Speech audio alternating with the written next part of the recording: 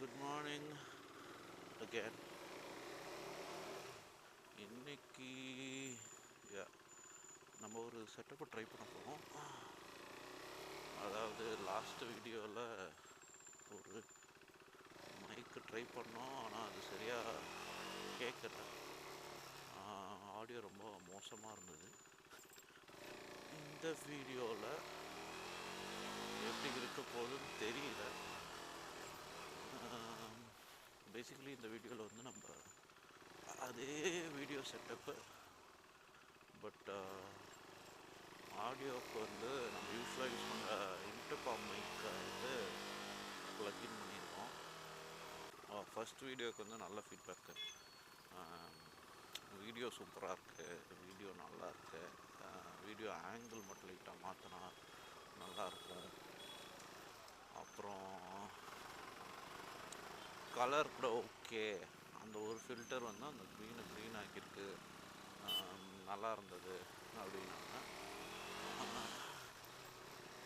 But ஆடியோவில் தான் ஏகப்பட்ட சொதப்பல்.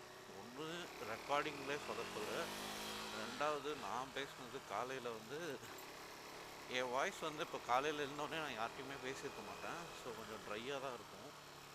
அந்த ட்ரைனஸோடு நான் பேச ட்ரை பண்ணேன். ப்ளஸ் ரெண்டாவது இட்ஸ் வெரி கோல்டு ஹியர். அதனால் நான் பிரெத் எடுத்தாலும் சரி அந்த மைக்கில் விழுது புசுன்னு. இதெல்லாம் நான் ஆன்டிசிபேட்டே பண்ணேன். நான் பாட்டு பேசிகிட்டே இருந்தேன் என்டையர் வீடியோவுக்கு. பட் தென் போய் போட்டு கேட்டு பார்த்தா தான் தெரியுது, டமார் டிமிர்னு சத்தம் மட்டும்தான் ஒரு தவிர பேசுகிறதே கேட்கல. அப்புறம் சரி கடுப்பாயிட்டு ஈவினிங் ட்ரிப்பில் ட்ரை பண்ணேன். ஆனால் என்ன பண்ணியிருக்கேன்னு எனக்கு தெரியல, பட் மோஸ்ட் ப்ராபப்ளி இதுதான் பண்ணியிருக்கணும்னு ஒரு டவுட்டு. நம்ம யூஎஸ்பி-C to 3.5 ஜாக்கு அந்த பையனை வந்து சரியாக ப்ளக் பண்ணல போல். ஃபஸ்ட்டு அதில் 3 ரிங்கு இருக்கும், அதில் வந்து 2 ரிங்கு பக்காவாக ஃபிக்ஸ் பண்ணிட்டோம் போல். வழக்கம் போல் நியூட்ரல் ப்ராப்ளம். இப்படி எவ்வளோ நேரம் தான் 8 மணிக்கு கிளம்பி இந்த லட்சணம் அப்படின்னா பார்த்துக்கோங்க மக்களே.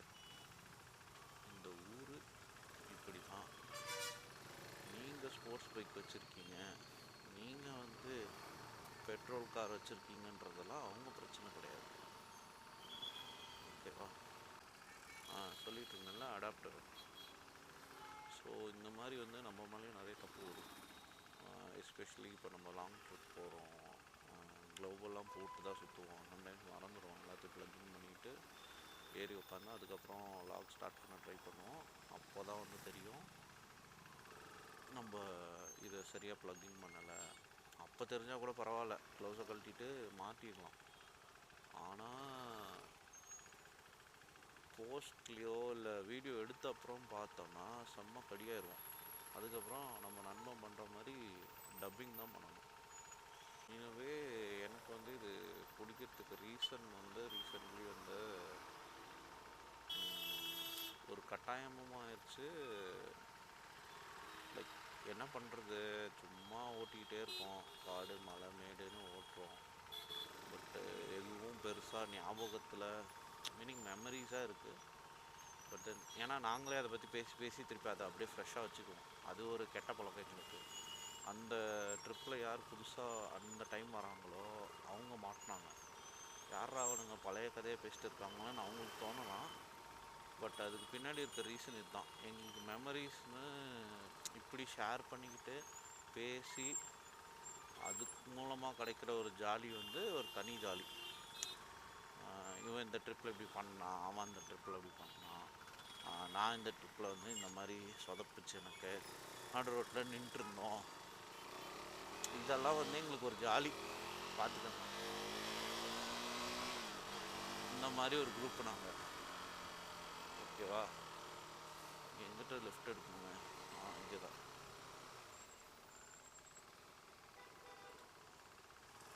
பட் என்ன ஆகுதுன்னா நமக்கு பர்சனலாக வந்து இப்போல்லாம் வந்து நிறைய டீட்டெயில்ஸ் மறக்குது. இல்லை மேபி அந்த வாவ் மூமெண்ட் இருக்குது, பட்டு சும்மா தான் எடுத்து தான் பார்ப்போமே அப்படின்ற ஒரு ஃபேக்டரும் இருக்குது. அதே மாதிரி நம்ம குரூப்பில் எடுக்கிறவங்களும் தரமாட்டுறாங்க வீடியோ. அவங்கள வச்சு செஞ்சு கஷ்டப்பட்டு ஓட்டி ரொம்ப மானபங்கம் பண்ணி அதுக்கப்புறம் கொடுத்தா தான் உண்டு. அதுவும் மேபி உங்களுக்கு வந்து இது மிஸ் பண்ணிட்டான், இந்த எபிசோடை காணோம், இதை காணோம், இது எடுத்தானே ஆனால் காணோம், ஆனால் நான் காணோம், இதில் இவனுங்களே ஓட்டிகிட்டு வந்துட்டுருக்கானுங்க அப்படி கூட தோணும். ஏன்னா ஆப்வியஸில் எல்லாருமே ஹியூமன் தானே. என்னடா என்ன ஒரு இடத்துல கூட காணோம், நான் ட்ரிப்பு வந்ததுக்கு அறிகுறியே இல்லைன்ற மாதிரி ஒரு ஃபீலிங்கும் வரும். அப்படி ஒரு எக்ஸ்பெடிஷனில் போனப்போ தான் இந்த ரூட்டை பற்றி தெரிஞ்சுது.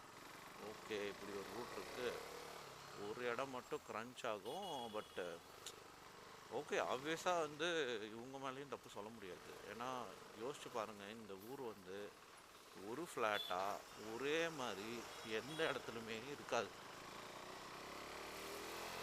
For every 1/2 kilometre elevation change இருந்துகிட்டே இருக்குது. இது பை நேச்சுரலாக இந்த மாதிரி ஆச்சா, இல்லை இவனுங்க நோண்டி ஒரு சைடு பள்ளம் ஒரு சைடு மேடு அது மேலே பில்டிங்கு அப்படி கட்டியிருக்கானுங்களானும் தெரியல. ஆனால் மோஸ்ட் ப்ராபப்ளி எனக்கு தெரிஞ்சு இது வந்து ரொம்ப எலிவேஷன் சேஞ்ச் இருக்கிற ஒரு இடம். ஸோ ரோடும் போட முடியாது சரியா, அப்படியே போட்டாலும் ஒன்றும் பண்ண முடியாது. இப்படி ஹெவி வெஹிக்கிள்ஸ் வந்து போயிட்டு இருந்தால் துவம்சம் ஆகிடும். அது ஒரு பிரச்சனை. இந்த ரூட்டில் ஏதாச்சும் ஒரு கார்னர் இருக்காப்பா, ஆனால் அதையும் இவன் நின்றுட்டான்.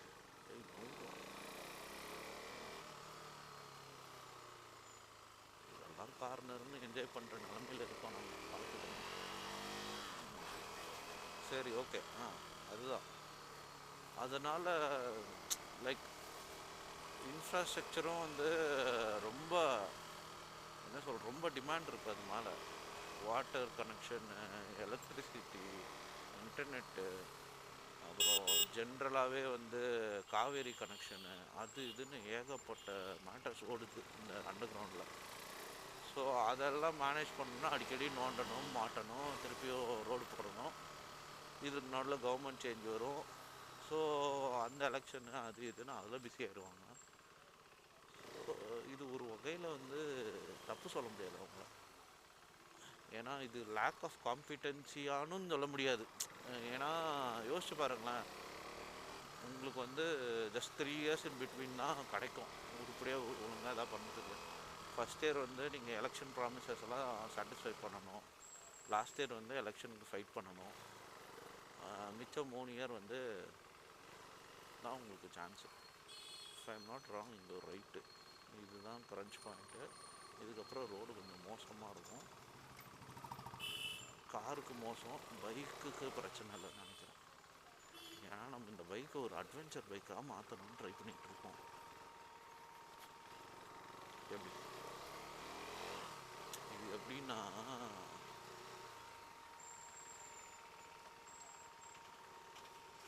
ஒரு மாதிரி பைக் வாங்கிட்டு அதை ஒரு மாதிரி யூஸ் பண்ண போகிறோன்னு நம்பிட்டு கடைசி அதுக்கு வாய்ப்பு இல்லைன்னொடனே அந்த பைக்கை வேறு மாதிரி மாற்றுறது. ஆனால் அந்த பைக்குக்கு தெரியும் அது எவ்வளோ மாற்றினாலும் அது ஸ்போர்ட்ஸ் பைக்காக தான் இருக்கும். ஒரு பெரிய பிரச்சனை இந்த பைக்கோட என்னென்னா, இந்த மாதிரி குட்டி லேன்ஸில் வந்து டக்குன்னுலாம் வந்து யூட்டர்ன் அடிக்க முடியாது. 3 பாயிண்ட் யூட்டர்ன் தான் அடிக்கும். யோசிச்சு வாங்க, பைக்குக்கே வந்து நான் 3 பாயிண்ட் யூட்டர்ன் அடிக்கிறேன். என் மச்சான் கலைகளாக யோசிச்சு பாருங்க. அப்போ அவன் லாரி வச்சுருக்கான், எவ்வளோ கஷ்டப்படுவான் அவன் திரும்பத்துக்கு. ஆனால் அவனே திரும்பிடுவான் அந்த சந்தில். ஆனால் இந்த வண்டி திரும்பாது.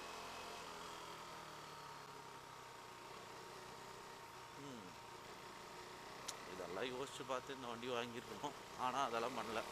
ஒரு வயசு வேகத்தில் RC sports bike extraordinary performance.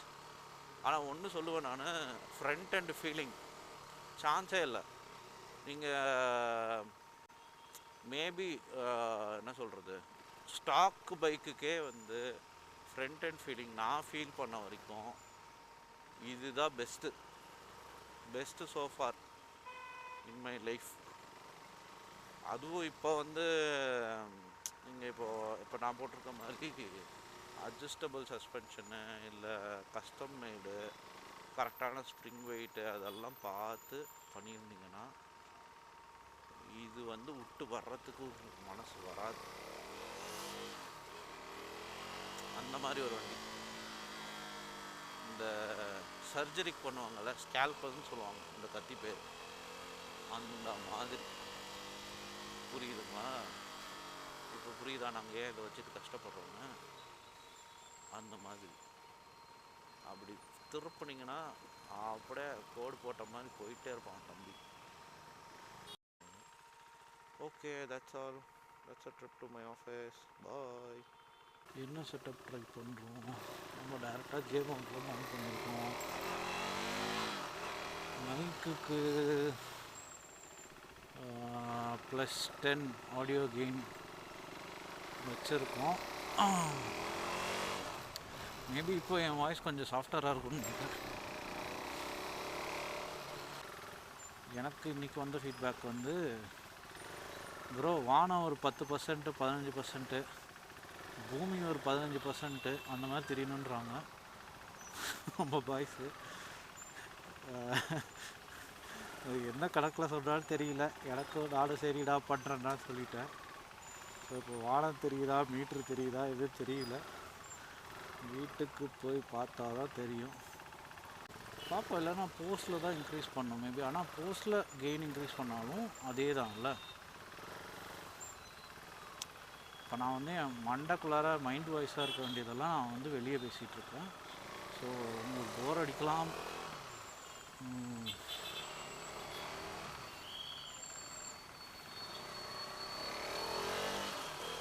Lane splitting வந்து இந்த ஊரில் எவனையும் நம்பி பண்ண முடியல.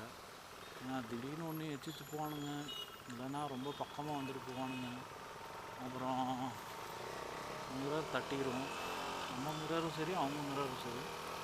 It is both risky.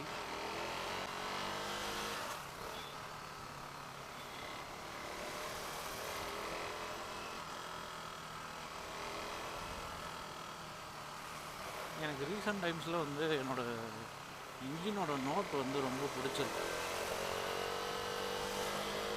அது மாதிரி நல்ல எலக்ட்ரிக் மோட்டர், அப்புறம் அந்த டிப்பிக்கல் கேடிஎம் நாய்ஸு. இதில் இந்த 390 வந்து ஒரு ஒரு டிஃப்ரெண்ட்டான நாய்ஸ் இருக்கும். அந்த 200 இருக்க மாதிரி பீக் பிச் இருக்காது, கொஞ்சம் மியூட்டடாக இருக்கும். ஆனால் கேட்க ரொம்ப அழகாக இருக்கும் அப்படின்றது என்னோடய ஒப்பீனியன். பட் இவனையே வந்து நீங்கள் இப்போ ஒரு ஹில் ஸ்டேஷனு அந்த மாதிரி இடத்துக்கு போனோன்னா கோல்டு ஆயிடுச்சுன்னு வச்சுக்கோங்க, பையன் வேறு லெவல் பண்ணுவான். அப்படியே சும்மா ஆஸ்திரியன் கிளைமேட்டில் இருக்கணும். அதுக்கு ஆஸ்திரியன் கிளைமேட்டு இங்கே எங்கே போகிறது? பெங்களூர்லேயே காலையில் இருக்கும், ராத்திரி இருக்கும். ஆமாம், காலையில் வந்து நான் வீடியோ ஏன் எடுக்கிறேன், ஏன் வந்து இது பண்ணுறேன் அப்படின்னு சொல்லிட்டேன். கொஞ்சம் இந்த அருள்நிதி ஒரு ஸ்டேஜில் சொல்லுவான்ல, நான் பேசினா கொஞ்சம் ஓப்பனாக பேசிடுவேன், அதனால தான் பேசுகிறது இல்லைன்ட்டு. அது மாதிரி நானும் கொஞ்சம் ஓப்பனாக பேசிட்டேன். பட் எல்லாம் ஃபன்னுக்கு தான். ஏன்னா அது அவங்கவுங்களுக்கு அவங்கவுங்க டைம் இருக்குது. இப்போ எல்லோரும் கல்யாணம் ஆகிடுச்சு, குழந்தை வேறு இருக்குது. அவங்களெல்லாம் ரைடுக்கு அனுப்புகிறதே பெரிய விஷயம்.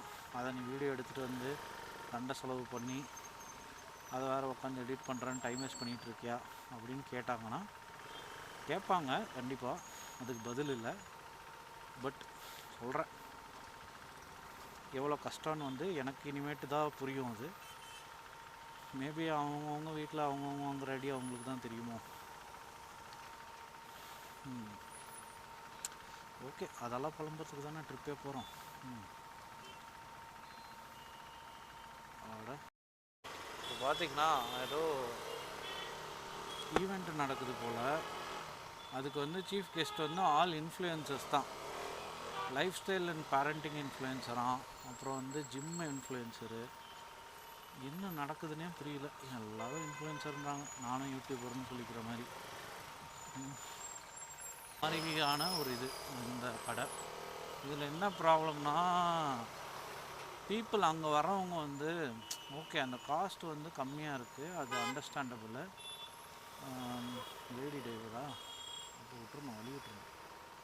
அவங்களெல்லாம் அப்படியே போகட்டுருணும். இந்த மாதிரி ஆளுங்களெல்லாம் ஏற்கனவே பார்த்தீங்களா ரைட்டு வேல் ஏரியாலே யாரையும் இடிச்சிருக்கு. அப்படின்னா என்ன அர்த்தம்? இந்த பக்கம் வந்தேன்னா நான் இடிக்கிறதுக்கான வாய்ப்புகள் ஜாஸ்தின்னு அர்த்தம். ஷேராக இருக்கணும் எங்கள் இதெல்லாம். நான் வந்து தப்பு சொல்லலை, லேடி டிரைவர்ஸ்னால் ஓட்ட மாட்டாங்க அப்படின்னு ஸ்டீரியோ டைப் பண்ண விரும்பல. பட் இன் ஜென்ரல் ஸ்டாட்டிஸ்டிக்ஸ் அதுதான் சொல்லுது. அதனால நான் ஸ்டாட்டிஸ்டிக்ஸாக ஃபாலோ பண்ணுறேன், அவ்வளோதான். என்னடா பண்ணுறீங்க? எனக்கு ஆனால் இந்த மாதிரி நேராக உட்காந்து ஓட்டிகிட்டு கம்ஃபர்டபுளாக போகிறவங்க பார்த்தா கொஞ்சம் வயிற்றுச்சலாகவும் கடுப்பாகவும் இருக்கும். ஏன்னா அவங்க எவ்வளோ ஜாலியாக போகிறாங்க, ஆம் சேரில் உட்காந்துட்டு போகிற மாதிரி இல்லை. எனக்கும் இந்த வண்டிக்கு வந்து சூட் ஆகுமா அப்படின்னு ஒரு ஃபீலிங் இருக்குது. வாங்கிட்டு ஆஃப் ரோட்லாம் போகலாம், குதிச்சு போகலாம். ஒரு ராலி போவாது, நல்ல வண்டியில் செம்ம டவலாக இருக்குப்பா. பட் இது under powered. Actually speaking under powered. டேய், என்ன லாம்போர்கினி ஃபெராரியாடா ஓட்டுற? இந்த ஸ்பீட் பிரேக்கருக்கு எப்படி போடா? இவங்களும் லேடி டிரைவரான்னு தெரியல, இல்லைன்னு நினைக்கிறேன், அங்கிள் தான் நினைக்கிறேன்.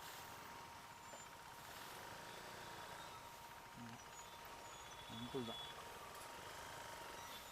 அடங்க, ஃபோன் பார்த்துட்டே போகிறாப்படி அவர். அது எப்படி? அவருக்கு லாங் விஷன் இருக்க மாட்டிருக்கு. அதனால் கண்ணாடியை மண்டை மேலே வச்சுட்டு ஃபோன் பார்த்துட்டு எதிரில் போகிறவனை பார்க்க முடியாமல் ஸ்லோவாக ஓட்டுறாரு. ஒரு பைஃபோக்கல் வாங்கி போட்டிருக்கோம். இல்லை வேறு யாராச்சும் கொடுக்குறாங்க தெரியல. வண்டி ஓட்டுறப்போ ஃபோன் எடுக்கணும்னா இப்படி பால் வாங்க போகணும். சரி, ஓகே மக்களே, எங்கள் ஏரியா வந்து விட்டது. ஹஸ்பண்ட் டியூட்டிஸ், ஃபாதர் டியூட்டிஸ்லாம் பார்க்கணும் இப்போ. அதனால் இத்துடன் முடித்துக்கொள்வோம். நன்றி, வணக்கம், பாய்.